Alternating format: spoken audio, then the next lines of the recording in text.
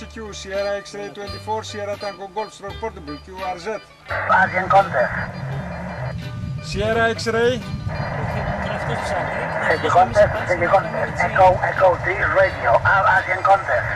Μπορεί ο ραδιοερασιτεχνισμός να αποτελεί για κάποιους έννοια μάλλον άγνωστη, για κάποιους άλλους όμως είναι ο ιδανικός τρόπος για να περνούν ευχάριστα την ώρα τους, φέρνοντας τον κόσμο ολόκληρο μπροστά τους μέσω των μηχανημάτων που χρησιμοποιούν. Η τηλεόραση Super και η Κορίνα Ζολά συνάντησε τους ραδιοερασιτέχνες στα Στάγυρα και συνομίλησε μαζί τους για αυτή την ενασχόληση που απευθύνεται σε νέους αλλά και μεγαλύτερους, 5.000 περίπου στην Ελλάδα, με ρυθμό αύξησης περίπου 6,8% κάθε χρόνο, ενώ παγκοσμίως οι οπαδοί του ιδιαίτερου αυτού αθλήματος υπολογίζονται γύρω στα 5 εκατομμύρια.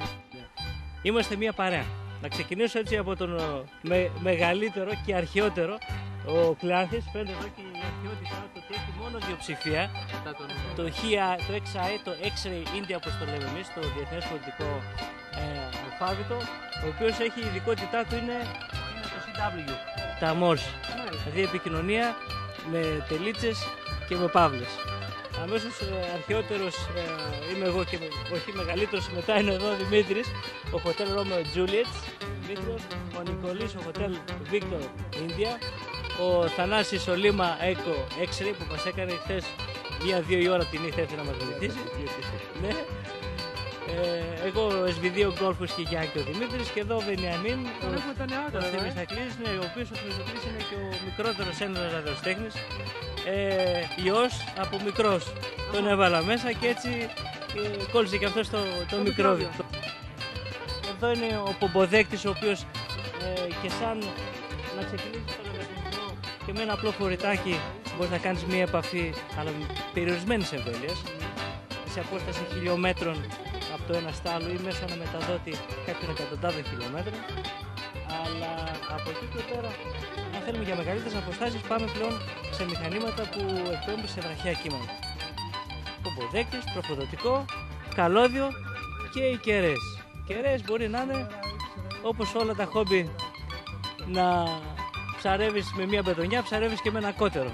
Αυτή τη στιγμή έχουμε μια πάρα πολύ καλή βάρκα και ψαρεύσαμε αρκετά ψάρια, δηλαδή το μακρινότερο ήταν Μακρονέζια στο κέντρο του Ειρηνικού ωκεανού, Ναμίμπια, Νότιο Αμερική, Βραζιλία. Αυτά ήταν έτσι της τάξης των 6-7 χιλιάδες χιλιόμετρων. Το πιο μακριό ήταν σήμερα στο κέντρο του Ειρηνικού ωκεανού.